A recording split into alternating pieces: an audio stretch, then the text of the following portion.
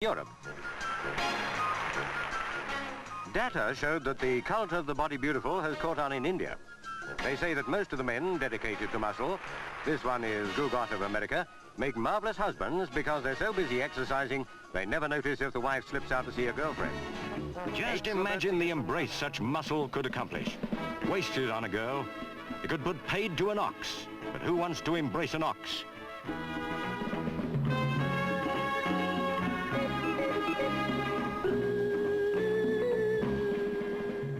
I'm not touching that. This is Peggy Schoolcraft, one of our finalists in the lightweight classification. Right. The quadricep area to the hamstrings and upper body, too. It's so substantial. You can see that. Look at a full split. I see her routine is different, too. Very impressive woman. And a lot of times when you talk about being softer, too, you're talking about just maybe a little bit of water between the skin and the muscle. Right. Genetically, it's all there, away, John. Yeah, right. It's all there. Look at the shape of the muscle. She has small joints, very round, full muscles. She looks beautiful. Look at the thighs. She looks great. Very, very good. You can't help but notice, as Rick said, those quadriceps, those thighs.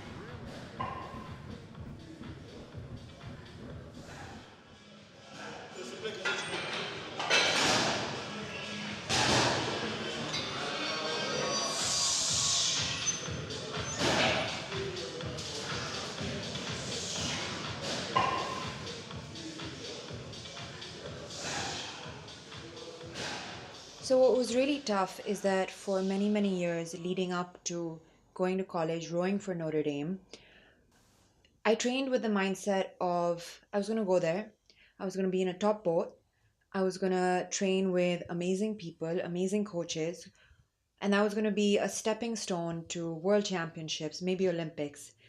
And a lot of this training I kind of did by myself, 3 p.m. in the afternoon for years.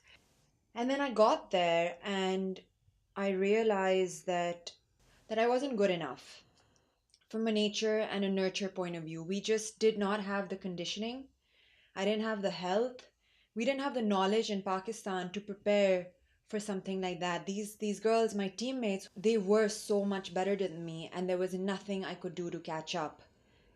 So it was really hard and it was really tough, but I had to stick with it. I stuck with it for 4 years, day in and day out, over 20 hours of training a week, and just sort of knowing that these goals that I had envisioned for so long, I wasn't going to get there. I wasn't going to achieve them. So it was really hard. 4 years, most days twice a day, Saturday morning, Sunday afternoons. It was a hard time in college.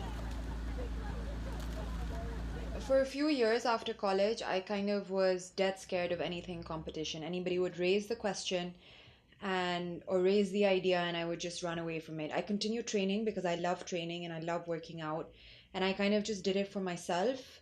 Really enjoyed my time at the gym. A couple of months ago, I was in Dubai, and the gym that I happen to go to is a very big bodybuilding gym. And over there, a couple of things happened simultaneously. I met up with some fantastic coaches, some fantastic girls who were always competing. So that happened.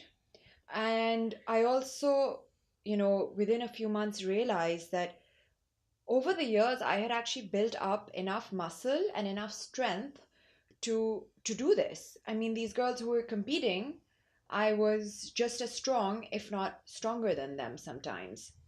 So it really, it was just this natural evolution of, well, I love lifting.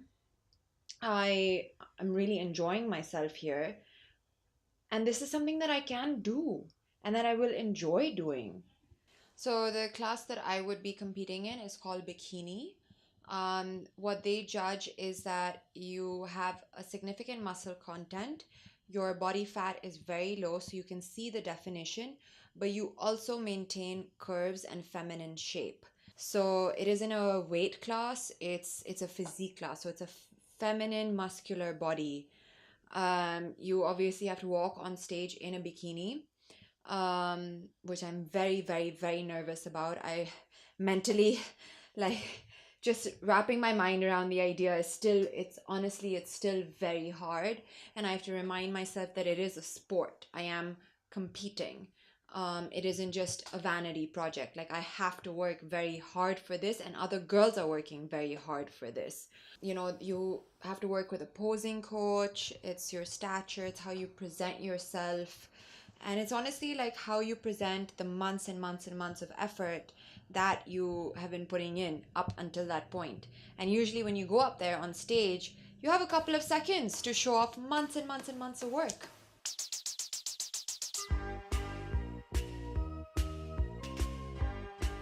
One of my all-time favorite things about bodybuilding is the pure femininity of it. You know, people think, oh, girls at the gym building muscle, that's such a masculine thing, terrible. But you know what? It's so feminine, and because you're tapping into the body, you're tapping into everything that makes you a woman, and there's a whole sense of like, let's be beautiful and let's be beautiful together. Let's be beautiful not only on the outside, but through our work ethic and how we present ourselves. So it's actually like, it's evolved to be a very girly sport. You know, you take care of your hair and your nails, and you know, you show up looking nice when you compete. You dress up. It's almost like a pageant, but it's a pageant that you've worked towards, you know? So it's kind of like the best of both worlds, but I really, really enjoy the feminine aspect of it. I think just when I was lifting weights in Karachi, in Pakistan, I think people were shocked. People didn't really understand it. People were scared. People were intimidated. The word muscle and women in the same sentence has a very negative connotation with it. So definitely it's there are some stereotypes that I will be breaking. I think I am very scared about the reaction that I will get when people find out, because they will find out because of social media and the rest. And you know, it's a big cultural wall. It definitely is. It's going to be a tough one now and moving forward. There is definitely a reality that most people who come in and work so hard on their bodies, there is always a small element of insecurity leading up to that. You know, it's not just body insecurity sometimes, but it's insecurity from different parts of life that you're coming in here and that you're trying to address. For me, I think it was a couple of insecurities, to be completely frank, that bodybuilding and what I do kind of helped me address. Yes, part of it is body image, but also it's kind of like, what am I doing with my life? Am I achieving anything? So, you know, bringing together this measurable, tangible thing with dealing with, you know, these doubts that you may have about yourself as a person, it's often a very like healthy way to work through those doubts that you may have about yourself. You know, instead of going like treating it in some negative way, you're treating it in a slow, steady, and positive way. I think that realistically speaking, it's going to take some time. I'm in the phase right now where I'm really just trying to build as much muscle as possible without compromising that building process, so that when I do get on stage and when I do the final cut, there are no regrets. So realistically speaking, I mean, maybe even the summer of 2019, because many people are not full-time students when they're pursuing competition. So really trying to do this slowly, steadily, because I don't want to be on stage and not be in a position to win.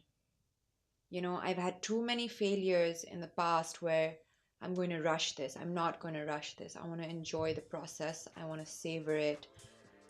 And I want to do it the right way. I want to take the time that it requires and enjoy it.